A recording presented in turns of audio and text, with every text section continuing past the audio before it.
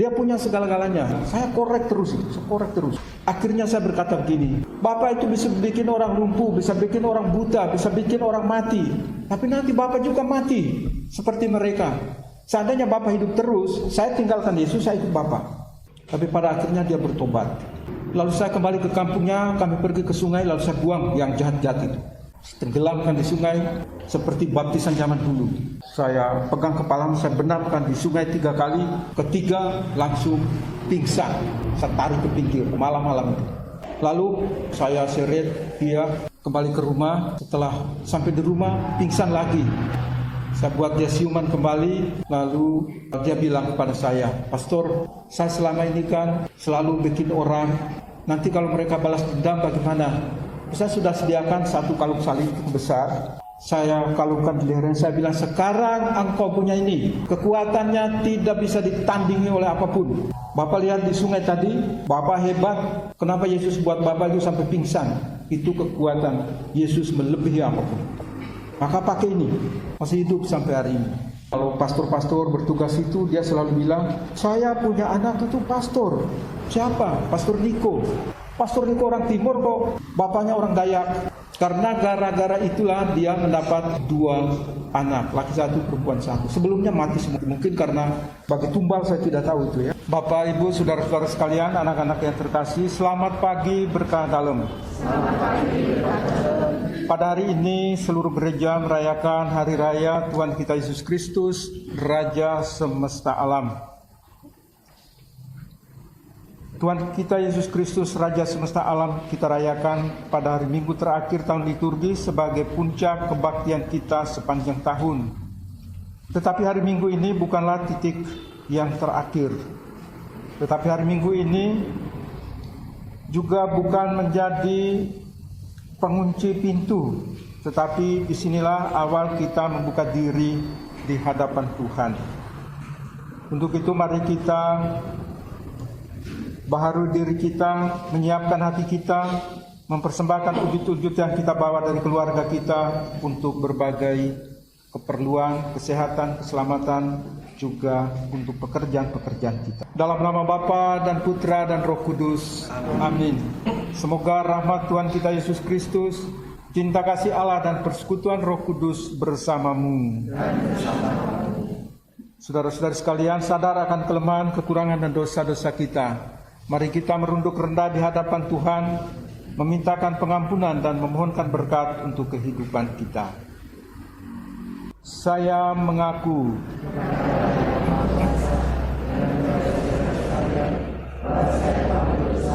dengan pikiran dan perkataan, dengan perbuatan dan kelalaian, saya berdosa, saya sungguh berdosa. Oleh sebab itu saya mohon kepada Santa Perawat Maria, kepada para malaikat dan orang kudus, dan kepada saudara sekalian, supaya mendoakan saya pada Allah Tuhan kita. Semoga Allah yang Maha Kuasa mengasihani kita, mengampuni segala dosa kita, dan mengantar kita ke hidup yang kekal. Saudara-saudara sekalian yang terkasih di dalam Tuhan, pada akhir tahun masa liturgi, masa biasa selalu diakhiri setiap tahun dengan Hari Raya Kristus Raja semesta alam. Bisa juga ada pertanyaan-pertanyaan kritis. Kenapa pada akhir tahun liturgi biasa itu, masa biasa itu diakhiri dengan Hari Raya Kristus Raja semesta alam? Sebetulnya hal ini mau mengungkapkan pengakuan iman kita akan Yesus sebagai satu-satunya penebus. Yesus sebagai satu-satunya penebus. Kenapa? Karena dalam Dia dan melalui Dia semesta alam diciptakan. Yesus berkata bahwa untuk itulah aku adalah raja, untuk itulah aku lahir, dan untuk itulah aku datang ke dalam dunia supaya aku memberi kesaksian tentang kebenaran. Jadi dari semula Yesus itu sudah ada, dan tujuan Yesus datang ke dunia membawa sebuah misi besar, mewartakan tentang kebenaran. Kebenaran apa yang mau diwartakan oleh Yesus? Kalau dalam kisah sejarah setiap tahun kita mendengar Yesus berkata, semua orang yang mencintai kebenaran pasti mendengarkan aku. Kebenaran macam apa itu yang dibawa, diwartakan, disampaikan, diungkapkan, diajarkan oleh Yesus?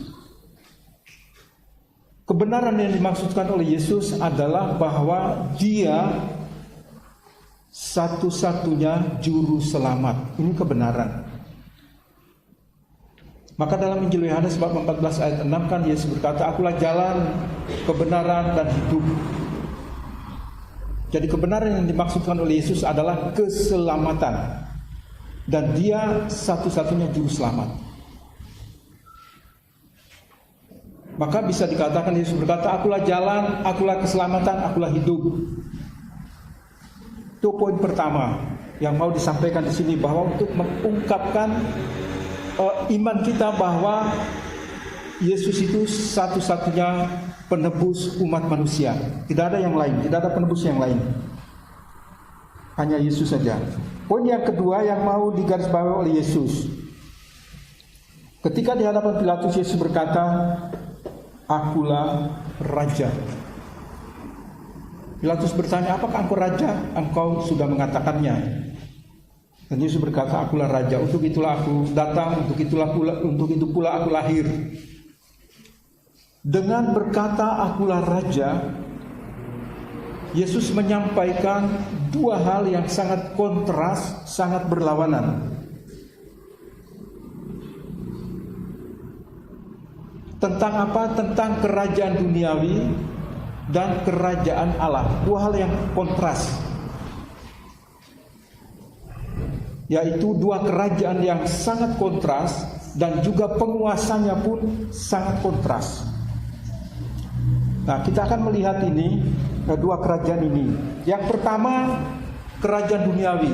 Pilatus itu kan bukan orang Yahudi. Dia orang apa? Pilatus itu orang Roma. Dia dari kekaisaran Romawi. Kekaisaran Romawi itu pada saat itu, pada zaman Yesus, tahun 30 ke bawah, 33 ke bawah, itu sangat berkuasa di seluruh dunia. Maka raja juga menganggap dirinya sebagai penguasa.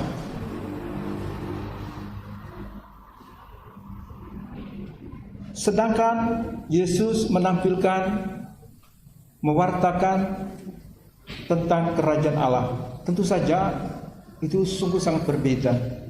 Perbedaannya di mana? Yang pertama, kerajaan duniawi ini dan para penguasanya pasti berakhir. Yakin itu kerajaan duniawi pasti berakhir, penguasanya juga pasti berakhir. Dalam catatan sejarah Indonesia ada banyak sekali kerajaan. Ada kerajaan Majapahit, ada kerajaan Erlangga, ada kerajaan Singasari, ada kerajaan Mataram dan sebagainya, dan penguasa-penguasa mereka. Apakah mereka masih bertahan hari ini? Cuma ada catatan sejarah. Mereka tidak bertahan. Kerajaan-kerajaan dunia ini tidak bertahan. Kerajaan Allah itu sifatnya abadi. Dikatakan dalam kitab Nabi Daniel, dalam bacaan yang pertama,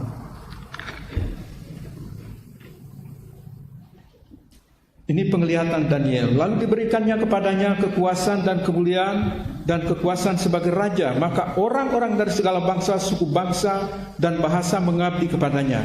Kekuasaannya ialah kekuasaan yang kekal, yang tidak akan lenyap, dan kerajaannya ialah kerajaan yang tidak akan binasa. Itu kerajaan Allah yang kita dengar dalam bacaan pertama tadi. Jadi ini dua hal yang sangat kontras. Kerajaan duniawi ini pasti berakhir, penguasanya juga pasti berakhir. Tapi kerajaan Allah tidak. Tetap bertahan selama-lamanya. Dia bukan kerajaan yang fana, tetapi kerajaan yang abadi. Yang kedua, mengenai penguasanya. Ini Romo sedang menjelaskan dua kerajaan yang sangat kontras, berlawanan. Kekuasaan. Para penguasa minta kepada para tentaranya, para abdinya, para hambanya untuk mengorbankan diri. Untuk apa? Untuk menjaga, untuk memelihara kehidupan sang penguasa, itu sang raja. Raja-raja zaman dulu kan mereka tidak pergi perang. Yang pergi perang itu kan para bala tentaranya yang pergi perang. Dia kan duduk di sana cuma mengatur, wah boleh perang, mundur dulu atau itu. Jadi bala tentaranya ini yang berperang diminta untuk mengorbankan dirinya bagi sang penguasa atau raja. Kalau kerajaan Allah berbeda. Allah yang mengorbankan dirinya untuk umatnya. Allah menjelma di dalam diri Yesus Kristus. Dia mengorbankan hidupnya untuk semua orang, untuk keselamatan semesta alam ini, termasuk manusia. Tadi ini dua hal yang sungguh sangat kontras. Kerajaan duniawi membangun kekuatannya dengan senjata, entah pedang, entah tombak, entah apalagi senjata-senjata modern. Untuk apa? Untuk mempertahankan kekuasaannya.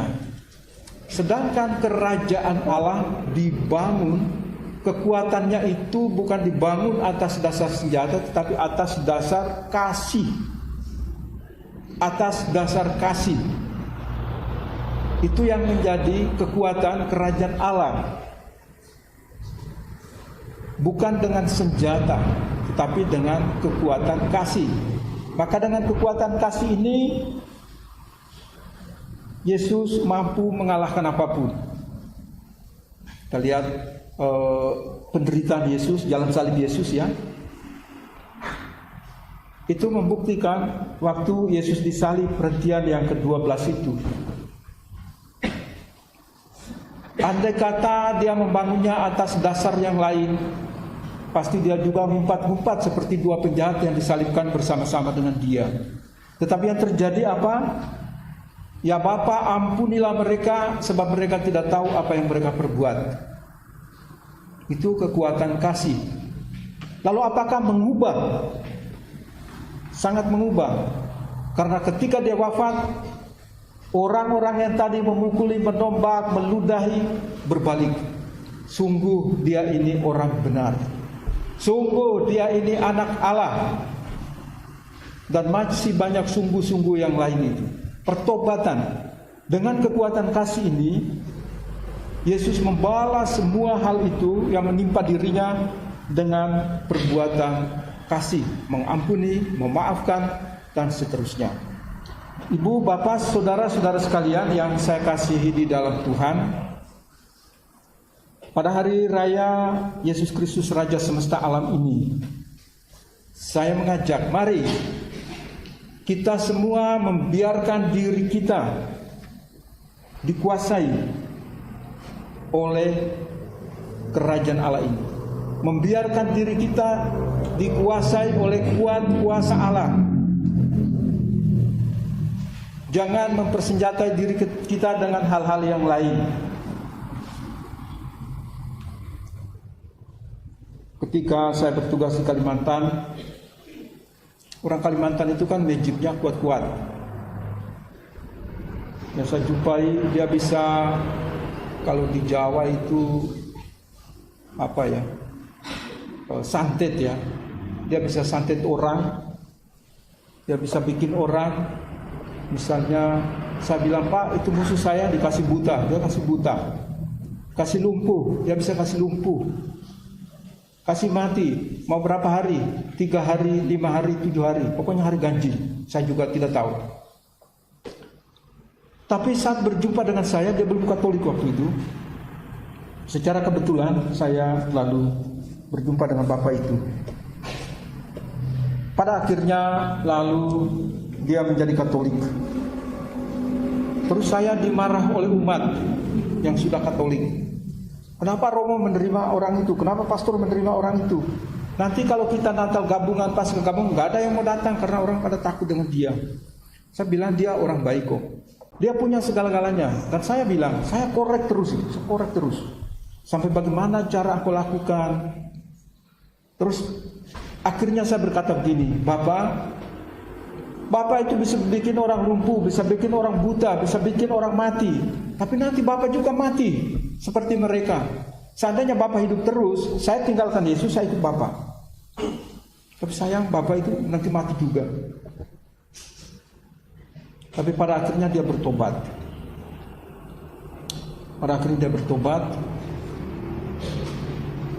Lalu saya kembali ke kampungnya, kami pergi ke sungai, lalu saya buang yang jahat-jahat itu. Tenggelamkan di sungai seperti baptisan zaman dulu. Saya pegang kepala, saya benamkan di sungai 3 kali. Ketiga langsung pingsan. Saya tarik ke pinggir malam-malam itu. Lalu kami kembali ke rumah. Saya seret dia kembali ke rumah. Setelah sampai di rumah pingsan lagi. Saya buat dia siuman kembali, lalu dia bilang kepada saya, Pastor, saya selama ini kan selalu bikin orang, nanti kalau mereka balas dendam bagaimana? Saya sudah sediakan 1 kalung salib besar, saya kalungkan di lehernya, saya bilang, sekarang engkau punya ini. Kekuatannya tidak bisa ditandingi oleh apapun. Bapak lihat di sungai tadi, Bapak hebat. Kenapa Yesus buat Bapak itu sampai pingsan? Itu kekuatan Yesus melebihi apapun. Maka pakai ini. Masih hidup sampai hari ini. Jadi kalau pastor-pastor bertugas itu, dia selalu bilang, saya punya anak itu pastor. Siapa? Pastor Niko. Oh, Pastor Niko orang Timur kok. Bapaknya orang Dayak. Karena gara-gara itulah dia mendapat 2 anak, laki 1, perempuan 1. Sebelumnya mati semua, mati. Mungkin karena sebagai tumbal, saya tidak tahu itu ya. Tapi itu bagaimana kekuatan dunia ini juga ada. Yang kita bilang tidak ada. Kekuatan dunia juga ada. Jadi bahwa di satu sisi kita dikuasai oleh kuat kuasa Allah, tetapi di sisi yang lain juga ada kekuatan yang lain. Itulah kekuatan dunia. Tinggal kita memilih. Kamu mau pakai kekuatan dunia atau pakai kekuatan Allah? Kekuatan dunia itu sifatnya sementara kok. Temporal. Sementara, kekuatannya terbatas. Dalam kitab Wahyu dikatakan Yesus itu Alfa dan Omega, awal dan akhir, tanpa berkesudahan. Maka mari kita memilih yang abadi, yang kekal, bukan yang fana dan sementara. Yesus adalah segala-galanya bagi kita. Dia tidak hanya menyertai kita, tetapi juga menyelamatkan dan menebus kita dan dunia. Itulah sebabnya dia disebut Raja Semesta Alam. Bapak, Ibu, saudara-saudara sekalian yang terkasih di dalam Tuhan, dalam hidup kita setiap hari pun, hidup kita dikelilingi oleh kekuatan-kekuatan kegelapan. Apakah Anda merasakan bahwa ada kekuatan kegelapan? Pasti ada. Apakah Anda mempercayai? Ada. Kalau saya tahu ada kekuatan kegelapan, tapi saya sedikit pun tidak mempercayai. Kalau kamu percaya, itu yang bahaya. Kamu bisa disantet. Nanti saya beritahu rahasia santet tidak menembus kalian. Ketika kamu banyak berdoa, ketika kamu banyak bersujud syukur di hadapan Tuhan, santet itu tidak akan menerpa kehidupan kamu. Itu pengakuan santet loh itu. Tukang santet itu. Maka saya pergi kemana-mana, daerah bilang ada begini-begini. Bukan karena saya hebat, tidak. Kristus yang hebat. Dia yang hebat itu tinggal dalam diriku, sehingga aku eksis sampai hari ini. Oleh karena itu, Bapak Ibu, saudara-saudara sekalian, kadang-kadang kita mendengar, oh ada orang pintar di sana, kita pun berbondong-bondong ke sana.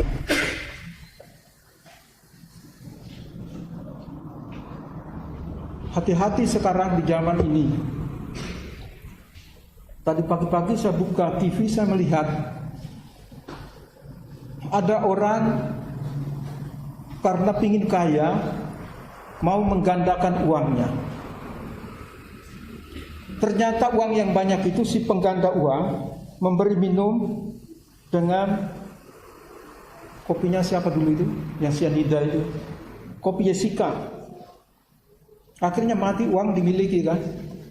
Betapa bodohnya kita. Sangat tidak masuk akal siapa yang bisa menggandakan uang itu. Kebohongan-kebohongan. Tapi kita itu kan, itu artinya kita percaya pada kekuatan dunia. Tapi kalau kita percaya pada kekuatan Kristus, nggak mungkin lah. Nggak mungkin. Maka nggak usahlah. Hidup berdoa apa adanya. Tuhan tahu yang terbaik. Tuhan bilang engkau hanya bisa mengelola sekian. Sudah cukup itu. Jangan melampaui kemampuan, engkau akan jatuh. Banyak orang kan begitu, para koruptor dan sebagainya juga. Engkau itu upahmu, gajimu sudah diberikan oleh negara sekian. Jangan coba-coba melampaui kemampuan, engkau akan jatuh. Maka banyak orang hebat, terhormat, itu juga jatuh terkapar. Kenapa? Karena mereka dikuasai oleh kekuatan kegelapan. Maka mari sekali lagi biarkan diri kita dijumpai oleh Tuhan, supaya kuat kuasa Tuhan selalu menyertai kehidupan kita, merajai kehidupan kita, sekurang-kurangnya bisa meminimalisir kelemahan manusiawi kita. Dengan kekuatan Allah kita mampu bisa melakukannya. Amin. Minggu depan kita sudah masuk minggu Advent yang pertama. Tadi sudah tahu apa yang harus kita buat, apa yang harus kita lakukan dan kerjakan selama masa Advent itu.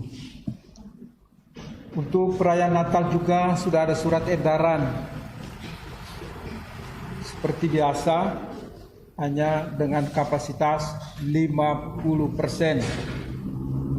Dan kita, saya pikir seperti biasa saja untuk Natal itu. Bapak Ibu, saudara-saudara sekalian, sebelum beranjak dari tempat ini, mari kita mohon berkat Tuhan. Tuhan bersamamu.